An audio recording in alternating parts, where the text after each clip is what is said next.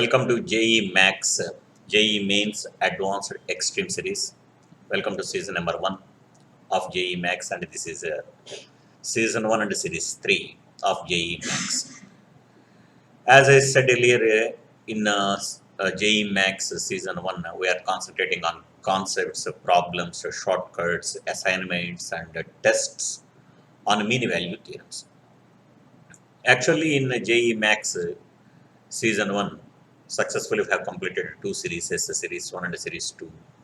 And this is about series 3. In series 3, up to lesson number 3, we have completed all the important mean value theorems. Now, through this video, we are concentrating on the most important problems of mean value theorems. But here, the problems which I am mentioning, they are very, very useful for all competitive examinations. So far, they have not asked, but we are expecting that they may come in any direction in coming examination, especially for advanced examination point of view is concerned. And again, I am requesting, please don't forget to check the description. There I am providing very good question papers and assignments for you for both mains as well as advanced examination. Now coming to problems of JE mean value theorems, these are some of the solved examples. See, this is example number 1. First, read the statement properly. If A equal to 1, comma B greater than or equal to 1, that means this is my interval, closed interval AB. Of that, my A is 1 and B, I am taking all real numbers which are greater than or equal to 1. This is important. So, infinitely many number of closed intervals may exist.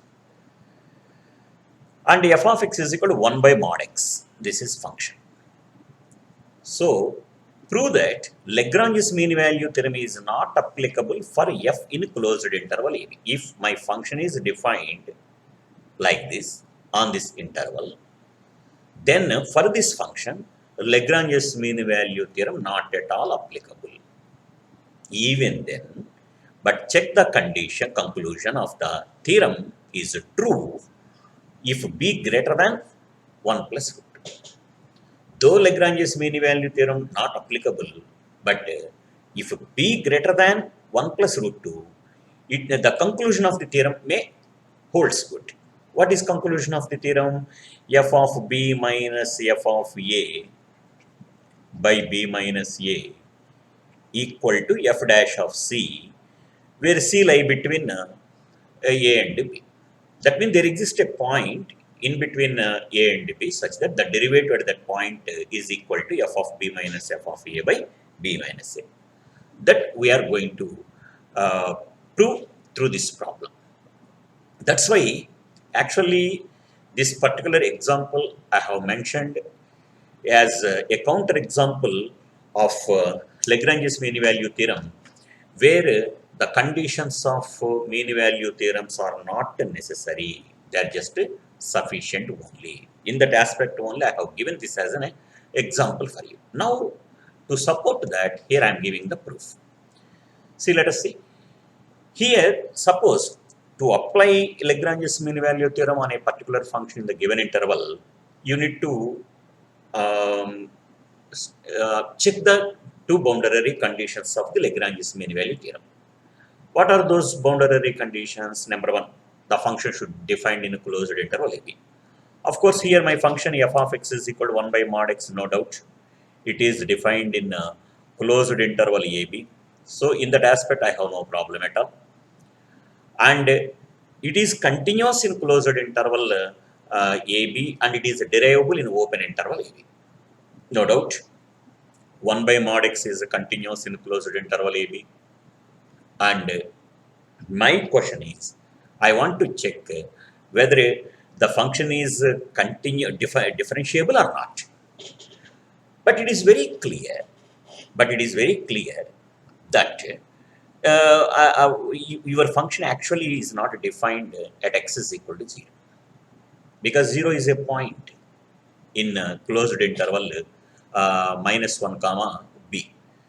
So at this point, your function is not defined. So actually continuity is also a question mark. Continuity is also a question mark, because if a function is defined at a particular point, then only I can check whether left hand limit exists or right hand limit exists, and whether they are equal or not. Suppose if left hand limit is say, suppose alpha is any point in a closed interval AB. Suppose, and 0, what is f dash of yes, left hand limit at x, that means limit x tends to 0 plus f of x I need to find, right hand limit I am finding. Similarly, left hand limit x tends to 0 minus f of x I need to find. What is limit x tends to 0 plus f of x? That is limit x tends to 0, 1 by mod x. But luckily, this is limit h tends to 0, 1 by h it becomes, this is plus infinity. Similarly, limit h tends to 0 minus 0 plus 1 by, this is minus 1 by h. So this is minus infinity. So left hand limit is, right hand limit is minus infinity, plus infinity, and left hand limit is minus infinity. And moreover, f is not defined at x is equal to 0. Therefore, first of all, it is not continuous. Actually, it fails. Continuity concept has failed in a closed interval AB. So obviously, Lagrange's mean value theorem is not applicable. But my question is whether I want to find whether I am checking the conclusion of the mean value theorem. It is true or not. It's okay. Suppose A is some quantity, some finite quantity. Say, suppose f of 0 is equal to capital A, say, because actually it is not defined in general, but let it be. F of 0 is equal to capital A, say. Then what will happen about the right-hand derivative and left-hand derivative? The right-hand derivative is plus infinity and the left-hand derivative is minus infinity. Therefore, it is not even derivable E at x is equal to 0 also. So what I am going to say is finally, it is not continuous in a closed interval AB. Moreover, it is not derivable in open interval AB. That means all the boundary conditions given for Lagrange's mean value theorem fails to satisfy this one. So Lagrange's mean value theorem is not applicable. But though Lagrange's mean value theorem is not applicable, what I am going to prove is there exists some point in interval such that f of b minus f of a by b minus a is equal to f dash c. This I want to prove.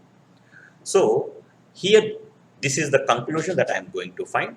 So what I'm finding the value. What is f of b minus f of a by b minus a? That this is the value f of b minus f of a by b minus a, and f dash c. This is a derivative of the function at x is equal to c. So finally, I got 1 by mod b minus 1 by mod a by b minus a equal to minus 1 by mod c whole square. This is the relation, I got it. So with the help of this, I need to find the condition for b. So what I'm doing is, so after simplification, because my a is given for you, my a as minus 1, and my b is also given, b greater than or equal to 1. Since b greater than or equal to 1, so mod b is always positive. So 1 by mod b, I can write that as 1 by b only. So after writing these values, instead of a, you write minus 1, and instead of 1 by mod b, you write 1 by b, and after simplification, you get this as the result. You will get this as the result. Since if c square is less than or equal to, since c square is less than or equal to b square, because why? Because c is the value lie between a and b. So c square is less than or equal to b square. So that b square plus b by b minus 1 is less than or equal to b square. So after this, I simplify this inequality. I got a quadratic inequality b square minus 2b minus 1 is greater than 0. Simplify this quadratic inequality, you will get b greater than 1 plus root 2. So what I am going to conclude this concept is, whenever b greater than 1 plus root 2, then obviously c square less than b square. If c square less than b square, that means c is a point in between a and b. That means there exists a point in between A and B such that the derivative at that point is equal to f of b minus f of a by b minus a. So, though the conditions of the Lagrange's mean value theorem are not satisfied by the function, but the validity, the theorem is true, not theorem, actually, there exists a point that concept is true for this particular function. That's why the conditions given for Lagrange's mean value theorem are what? They are just sufficient conditions, but not necessary. Clear? Now, another example. See, so far the example number 1, they have not asked in any of the competitive examination. We may expect the same thing in any of the competitive examination and multiple choice also. So, imagine all varieties type of questions. Now, coming to this one. If f of x and phi of x are continuous functions on closed interval AB, that means f is a continuous function on closed interval AB. This is given. And phi is also a continuous function on closed interval AB. And moreover, it is derivable on open interval AB and it is also derivable on open interval AB. Then this is the condition that we have to prove. What is that? Determinant f of a, f of b, phi of a, phi of b equal to b minus a into determinant f of a, f dash c, phi of a, phi dash c, where a less than c less than. It is very simple. Here, to prove this theorem, I am considering one auxiliary function. This is my auxiliary function. What is my auxiliary function? Capital F of x is equal to determinant f of a, f of x,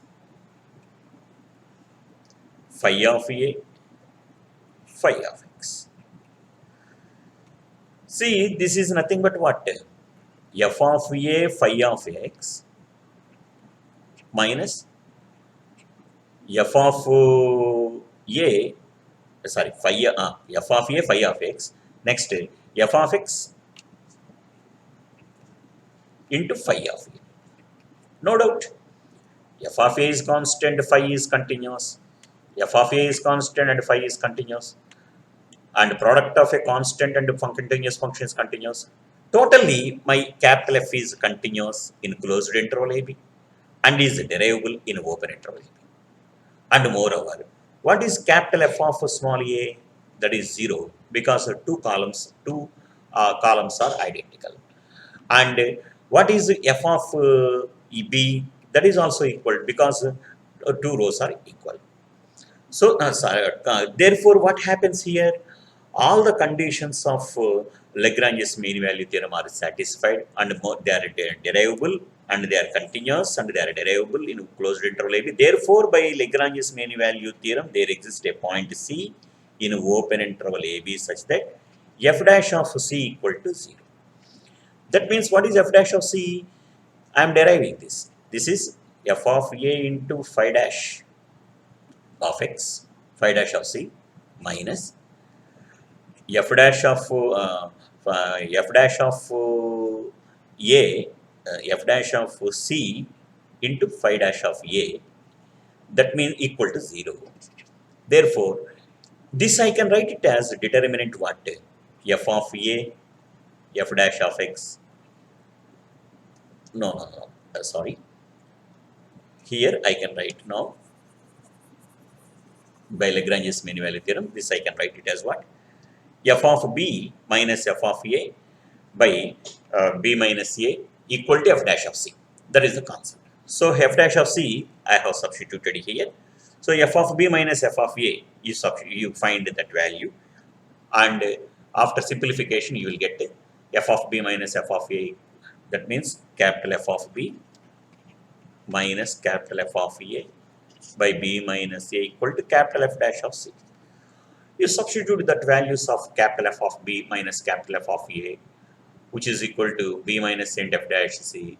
You simplify this, you will get the answer very easily. So here, through this problem, what I am going to say is, whenever this kind of determinant problems are given for you, to check the validity of Lagrange's mean value theorem, you need to consider an auxiliary function. Here your auxiliary function is like this. And you apply the boundary conditions, that means the conditions of mean value theorem on this function, and apply the mean value theorem alias Lagrange's mean value theorem, directly you will get the answer. Okay, it is simple application of mean value theorem and operations related with the determinants. Clear? So this is the concept. And here if phi of x is equal to 1, we get f of b minus f of a by b equal to b minus n f dash c, which is Lagrange's mean value theorem.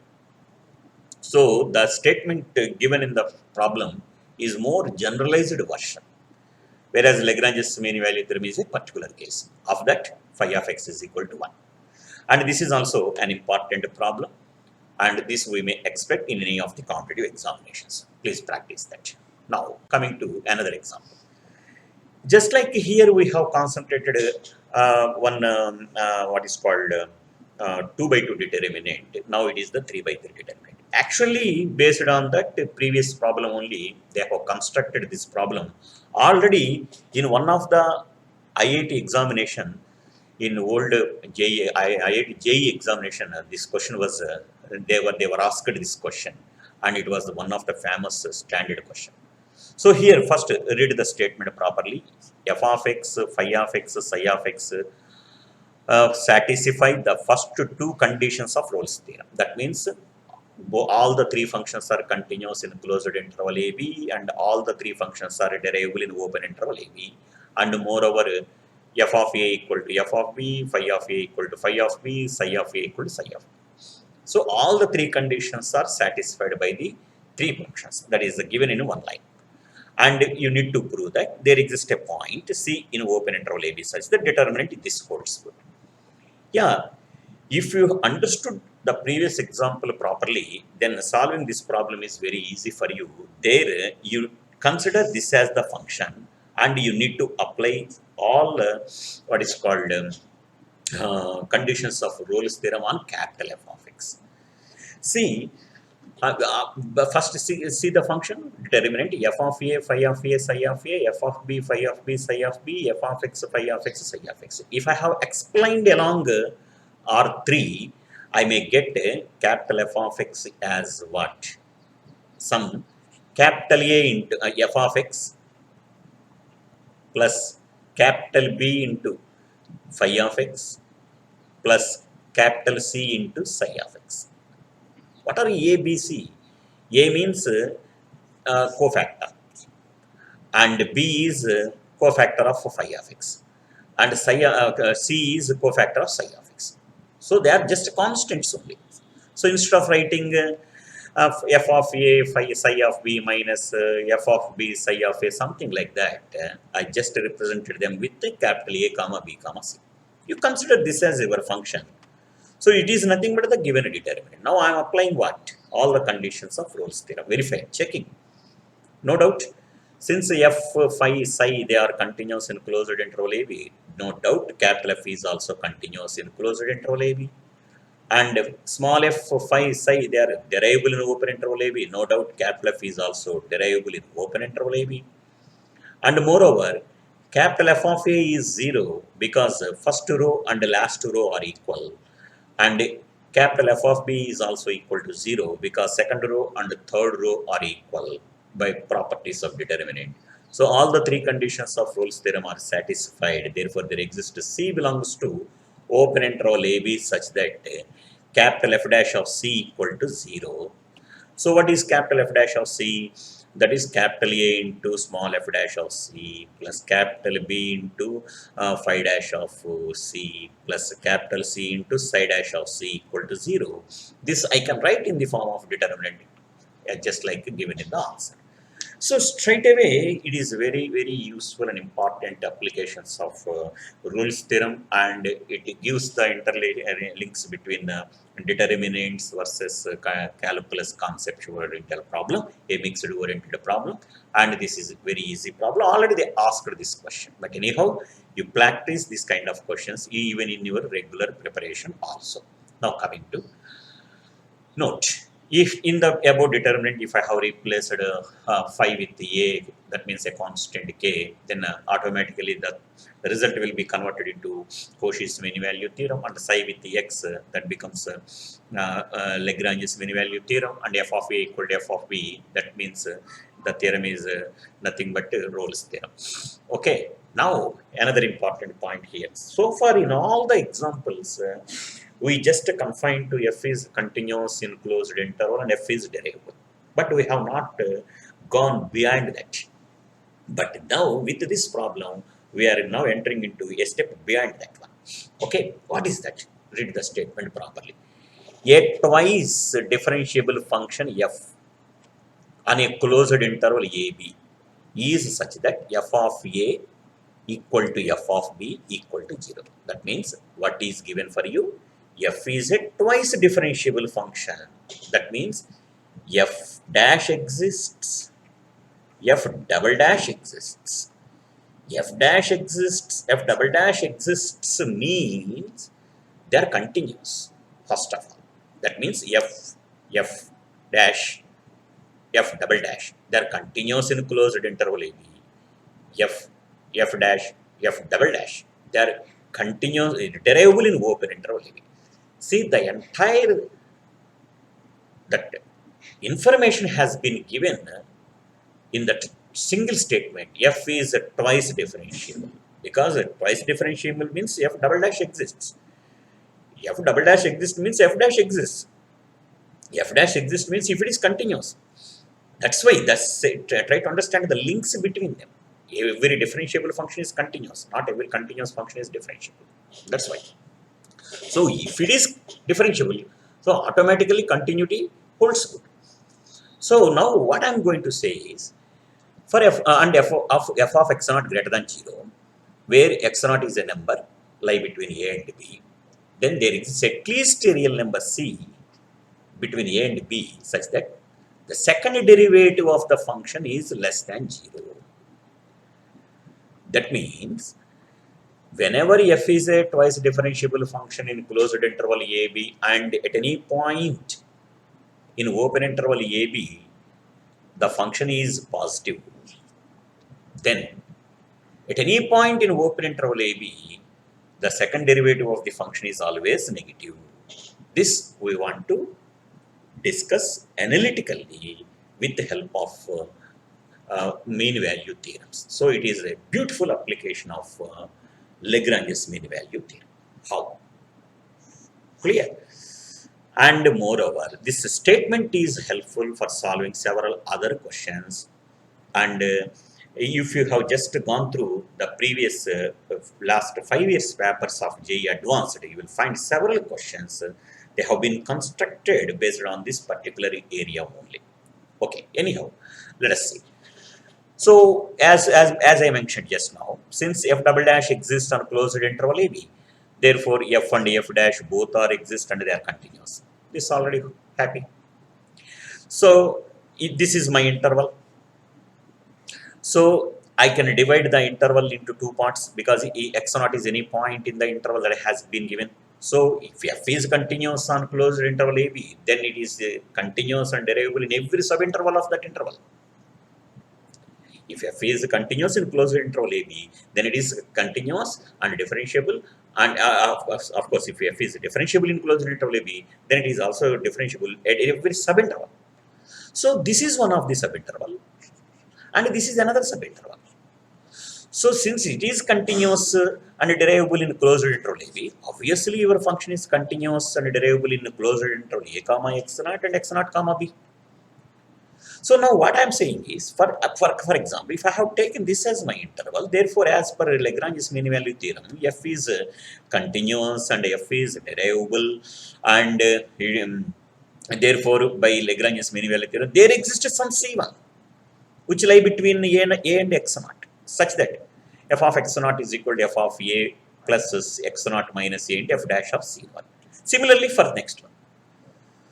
So, and moreover, what is given f of a equal to f of b equal to 0, that has been given in the hypothesis. After simplification, I got the values of f of f dash of c1 and f dash of c2. Their values f of f dash of c1 is equal to f of x naught by x naught minus a, and f dash of c2 is equal to f of x naught by b minus x naught. You call that as equation number 1.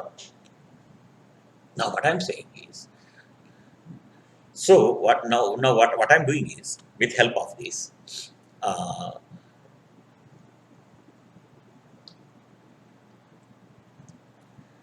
again you can apply, since f is again differentiable. So applies the second derivative. Same thing, you apply the second derivative. That means f of b minus f of a by b minus a, f double dash b minus f double dash a by b minus a is equal to f double dash of c. You will get it, where a less than c less than b. So a less than x naught less than c less than that may, no, sorry. What I'm now saying is, since f is a twice differentiable function in a closed interval a comma b, and x naught is a point, c1 comma c2 are the points that we got in between a and b. So that they are like this: a less than c1 less than x naught less than c2 less than b. So now in my hand, now I have another interval c1 comma c2. Now what I'm going to say is, now I'm applying, or I'm going to check the conditions of Rolle's theorem on c1 comma c2. For what? For f dash of x, because my function f is twice differentiable. So you just consider, if it is twice differentiable, means f dash is continuous and f dash is derivable. So f dash is continuous in closed interval c1 comma c2, and f dash is derivable in open interval c1 comma c2. Therefore, there exists a point c in open interval c1 comma c2 such that f dash of c2 minus f dash of c1 by c2 minus c1 is equal to f double dash of c. You substitute the values of f dash of c1 and f dash of c2, there you will get the answer, that as what? F double dash of c less than 0. Enough. So here, through this problem, what I'm going to say is, here I have applied twice the Lagrange's mean value theorem. And moreover, if any differentiable function is, any twice differentiable function is given for you which satisfies the conditions like this, and at any point in the interval the function is positive, then the second derivative of the function is less than 0 at some particular point. This is the concept that we have learned from this example. So as a theorem also, this is very, very important. Now coming to the use of mean value theorems for proving inequalities of this kind. Actually, though it appears like a trigonometric problem, but this one can solve with the help of mean value theorems only. Because with mean value theorems only, we derived the conditions of increasing, decreasing, monotonicity, etc., etc. So here, now what I'm going to prove is tan x by x always greater than x by sin x in open in first quadrant. So to prove this one, we need to prove this one. Both are same. I have taken LCM, and after cross multiplication I got like this, because x sin x is positive if x in first quadrant. That's why. So since this is a rational inequality in a trigonometric function, since the denominator is always positive, only thing is I need to prove sin x into tan x minus x square is positive, because it is always positive in this one. So only thing is I need to prove. That means if consider my function, this has greater than 0 in open interval a. So for this, what I am going to prove is, first I am finding the derivative. First I found the derivative, and the f dash is continuous and derivable in open interval AB. Therefore, f double dash x I got it, and thereby I have simplified this and I have constructed that as a quadratic form and something whole square and plus a 2 tan square x plus secant x. So with this construction, these are all are the manipulations, trigonometric manipulations. This is always positive, and since x is in first quadrant, this term is also positive. Anyhow, my f double dash of x is positive. This ultimately I have proved for 0 less than x less than pi by 2. So this I have proved. F double dash of x positive means what? F dash of x is increasing function. F double dash x is positive means f dash x is increasing. F dash x is increasing means what? For x greater than 0, f dash of x greater than f dash of 0. So what is f dash of x? This, now I substituted this. And I got the value tan x by x. So what I am saying through this example is, it is also useful, means mean value, with the help of the mean value theorems, we can prove inequalities of this kind. And moreover, this kind of problems are very, very helpful, especially for JEE advanced type of examinations. One should practice this kind of problems. Okay, my friends. Now, coming to another example. Assuming f double dash of x be continuous in closed interval a b, prove that f of c minus f of a into b minus c by b minus a minus c minus a by b minus a into f of b equal to something. F double dash of zeta, where c and zeta both lie in closed interval a comma. Yeah. From the beginning of our mean value theorem, even in our proofs also, I have introduced some of the auxiliary functions. That's why, see, to prove this kind of, whenever they are asking you to prove this kind of theorems, you need to check, you need to select one auxiliary function. This is my auxiliary function. This is my auxiliary function. What is my, how to get this auxiliary function? Actually, see, from the given hypothesis only, I got the idea. What the idea? I have taken the LCM and thereby I am observing the general terms, and since I am anyhow I have to consider a function in closed interval AB. For that, conveniently, after this, after watching this particular expression, I got this idea. So I have selected my function phi of x as b minus a into f of x minus b minus x into f of a minus of x minus a into f of b minus a into x minus a into x minus b into capital A, where capital A is an arbitrary constant to be chosen such that phi of A equal to phi of B. Job is completed. Now what is phi of A equal to phi of B? And you find the value of A and apply and all conditions of Rolle's theorem on this particular one. Automatically you will get the answer. See, where A is a arbitrary constant to be chosen such that phi of C equal to 0. So after simplification, this is my arbitrary constant. Clearly phi of A equal to phi of B equal to 0. So it satisfies all the conditions of Rolle's theorem. Therefore, there exists a point in this interval, and in this interval, let them be zeta 1 and zeta 2 such that f dash of zeta 1 equal to 0, phi dash of zeta 1 equal to 0, phi dash of zeta 2 equal to 0. Apply those things, you will get another phi dash of x, and you will get this one. And again apply another. Twice you have to apply the condition of Rolle's theorem. Here in previous problem, I have applied Lagrange's theorem twice. Here in this problem, now I am applying the Rolle's theorem twice. One is on closed interval a comma c and c comma b, and another one is on closed interval zeta 1 comma zeta 2. There finally I got the value of capital A as what? Half f double dash of zeta. This is not at all a difficult problem. Only thing is here the selection of auxiliary function is very, very important, and application of Rolle's theorem, twice the Rolle's theorem is very, very important. But you just gone through the proof very carefully, you will get the idea. So first of all, I have selected, because f double dash is continuous, this is given for you.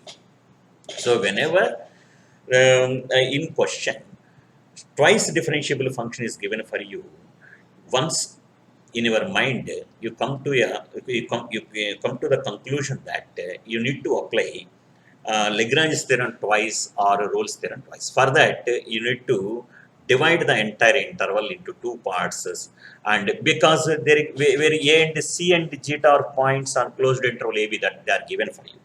So based on that points, you select the proper intervals, and because one I have taken first, since C is my point between A and B, so I have taken these two intervals, and from this here I got zeta 1, and from this here I got zeta 2.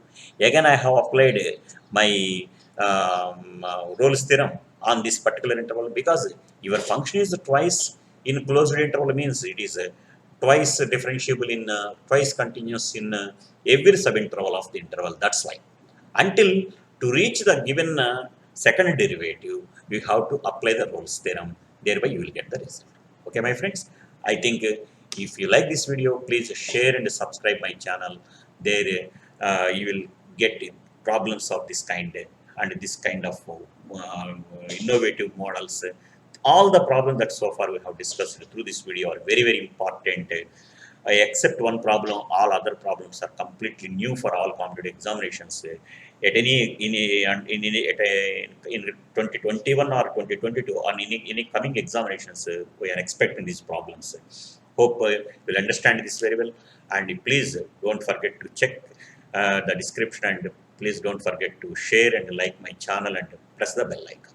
Okay, we will meet with season 2.